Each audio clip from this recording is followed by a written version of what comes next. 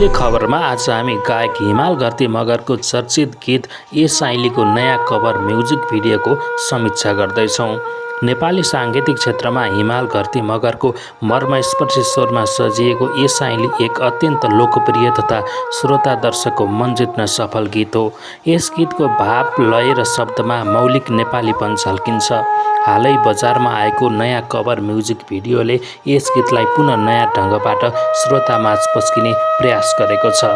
Cover भिडियोमा गायकको स्वर सुहाउँदो र भावनात्मक छ। मूल गीतको आत्मालाई कायम राख्दै आधुनिक वाद्यवादनको हल्का प्रयोगले गीतलाई अझ सुमधुर बनाएको छ। स्वरमा रहेको भावुकताले दर्शकलाई सजिलै आकर्षित गरेको छ। नयाँ कभर भिडियोको छायाङ्कन पनि उत्कृष्ट छ।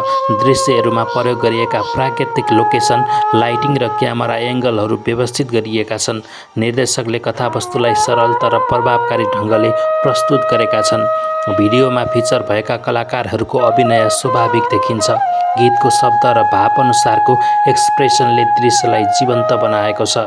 सबल पक्षहरूमा उच्च गुणस्तरीय अडियो भिडियो मौलिकता र आधुनिकताको राम्रो सन्तुलन यस म्युजिक भिडियोमा देख्न सकिन्छ र उत्कृष्ट सम्पादन पनि रहेको छ। सुधार गर्न सकिने पक्षहरूमा केही दृश्यहरूमा मूल गीतकै झल्क आउने भएकाले अझ नयाँ र फरक रचनात्मक कथा प्रयोग गर्न सकिन्थ्यो। गायक हिमाल घरती मगरको स्वरमा रहेको चर्चित गीत ए साइलीको नयाँ कभर म्युजिक भिडियोमा तिलक खड्का र लोकमाया रोकाएको उत्कृष्ट अभिनय देख्न सकिन्छ। स्वर हिमाल घरती मगरको रहेको छ भने उक्त म्युजिक भिडियोमा अभिनय तिलक खड्का र लोकमाया रोकाएको रहेको छ। यसैगरी कथा र स्क्रिप्ट तयार पारेका थिए तिलक खड्काले। सम्पादन पनि तिलक खड्काकै रहेको थियो। क्यामेरा पर्सनको रूपमा सुरेन्द्र खड्का हुनुहुन्थ्यो भने ट्राभल व्यवस्थापनमा सोहान खड्का हुनुहुन्थ्यो। यस कभर म्युजिक भिडियोको सम्पूर्ण छायाङ्कन सिंगार 2 रानीबास सुर्खेतमा गरिएको थियो।